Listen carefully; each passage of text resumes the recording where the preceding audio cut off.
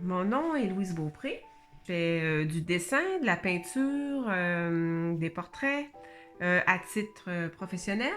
Ce que j'utilise comme matériel ou ce que vous pouvez utiliser, matériel de base, là j'ai ici une feuille blanche à imprimante standard. Si vous n'avez rien d'autre, ça peut faire l'affaire.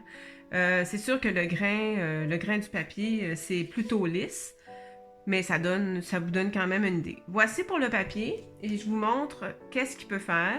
Ici, j'ai le papier Canson. Vous voyez le chiffre, ce qui est important, c'est du format 9 par 12 pouces. Et vous avez le grain qui est du 80 livres. Donc, ce que ça fait un papier. Le grain il est quand même assez lisse. La texture, on a un papier ici avec un pH neutre. C'est pour le pH neutre, c'est que le papier il est fait, il va conserver, il va pas jaunir avec les années, donc vous allez pouvoir conserver votre dessin.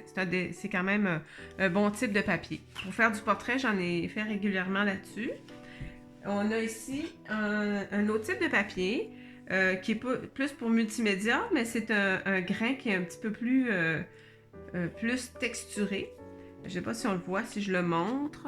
On voit ils le mettent même dans la couverture, la texture. Le papier est épais. Le format, on est encore dans le 9 par 12, on est dans le 138 livres. Si on ouvre, le papier est un petit peu moins blanc vif, là, je pourrais dire c'est plus blanc naturel. C'est intéressant, puis c'est mentionné qu'on peut faire... ça se gomme quand même facilement. Ils considèrent que c'est un grain fin, mais c'est pour le dessin également. Puis on peut dessiner les deux côtés de la feuille. Donc, il y a probablement une texture différente d'un côté comme de l'autre. Voilà pour le dessin.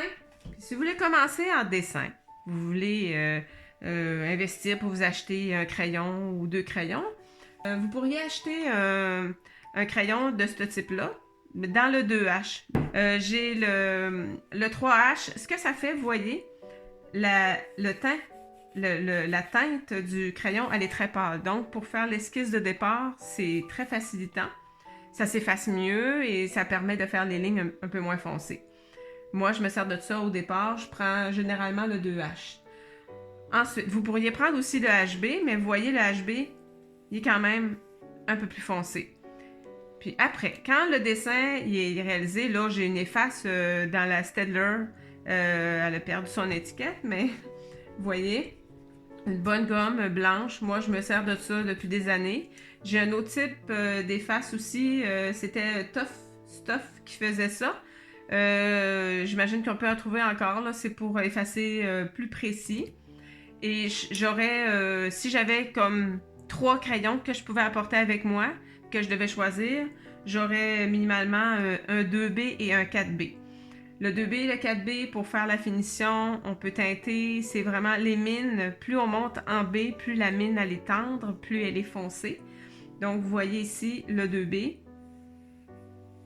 Puis si on va dans le 4B, ben, on va aller encore plus foncé, la mine elle est plus molle. Évidemment, quand on est rendu dans cette partie-là, ben, vous voyez que c'est difficile à effacer parce que le crayon il est vraiment beaucoup plus foncé.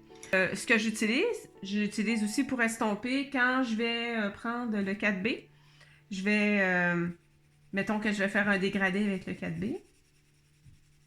Ben, je vais estomper avec soit un mouchoir de papier. On pourrait prendre un essuie-tout, mais le mouchoir de papier, je trouve que c'est doux, puis moi, j'aime bien travailler avec ça.